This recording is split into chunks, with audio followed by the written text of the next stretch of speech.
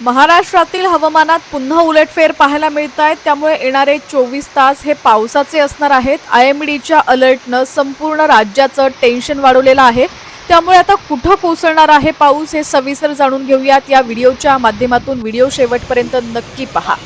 अल निनोच्या प्रभावामुळे यंदाच्या मान्सूनवर परिणाम होत असून राज्यात पावसाचं वितरण असमान राहिलंय।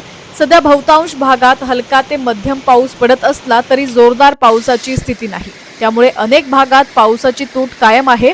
आज मराठवाड्यातील काही जिल्ह्यांमध्ये पावसाचा जोर राहील। हवामान विभागाने 24 तासांसाठी येलो अलर्ट जारी केलाय।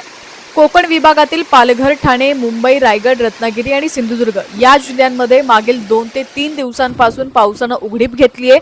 काही ठिकाणी हलका पाऊस आणि ढगाळ वातावरण राहण्याची शक्यता असून सध्या कोणताही अलर्ट देण्यात आलेला नाहीये। पुढील काही दिवस हवामान दमट आणि अंशतः कोरडे राहण्याची शक्यता आहे। धुळे, नंदुरबार, जळगाव, नाशिक परिसरात हलका ते मध्यम वादळी पाऊस होण्याची शक्यता आहे। मात्र जोरदार पावसासाठी आवश्यक हवामान प्रणाली सध्या सक्रिय नसल्याने पुढील काही दिवस पावसाचा जोर कमी राहण्याची शक्यता आहे। मध्य महाराष्ट्रातील अहिल्यानगर जिल्हा वगळता पुणे, सातारा, सांगली, कोल्हापूर आणि सोलापूर जिल्ह्यासाठी मोठ्या पावसाचा इशारा नाहीये। अहिल्यानगरमध्ये काही ठिकाणी वादळी वाऱ्यासह पावसाचा अंदाज असून वाऱ्याचा वेग ताशी 30 ते 40 किलोमीटर पर्यंत राहू शकतो। पुणे, सातारा, सांगली, कोल्हापूर आणि सोलापूरमध्ये हलक्या ते मध्यम सरींची शक्यता आहे। मात्र घाट माथ्यावरही पावसाने उघडीप घेतल्याने चांगल्या पावसासाठी आणखी प्रतीक्षा करावी लागणार आहे।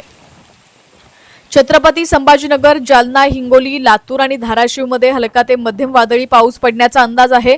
नांदेड, बीड आणि परभणी या जिल्ह्यांसाठी येलो अलर्ट देण्यात आलेला असून विजांच्या कडकडाटासह ताशी 30 ते 40 किलोमीटर वेगाने वारे आणि हलका ते मध्यम पाऊस होण्याची शक्यता आहे। मात्र त्यानंतर मराठवाड्यातही पावसाचा जोर कमी होईल। 27 ऑगस्टपर्यंत मोठ्या पावसाची शक्यता नाहीये। अकोला, अमरावती, बुलढाणा, भंडारा, चंद्रपूर, गडचिरोली, गोंदिया आणि नागपूर या भागात सध्या मोठ्या पावसाचा इशारा नाही। त्यामुळे विदर्भातही पावसाचं प्रमाण कमी होण्याची शक्यता असून काही भागात ढगाळ तर काही ठिकाणी कोरडे वातावरण राहू शकतं। एकूणच राज्यात अहिल्यानगर, परभणी आणि नांदेड वगळता बहुतांश भागात मोठ्या पावसाचा अलर्ट नाही। काही ठिकाणी हलका ते मध्यम पाऊस पडण्याची शक्यता असली तरी जोरदार पावसासाठी पूरक हवामान प्रणाली सक्रिय नाहीये। त्यामुळे पुढील 4 ते 5 दिवस राज्यात हवामान प्रामुख्याने दमट, ढगाळ आणि काही भागात कोरडे राहण्याची शक्यता आहे। शेतकऱ्यांना हवामान विभागाच्या सल्ल्यानुसार नियोजन करावं लागणार आहे।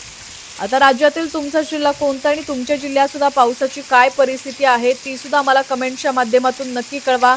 पाहत रहा HPN मराठी न्यूज।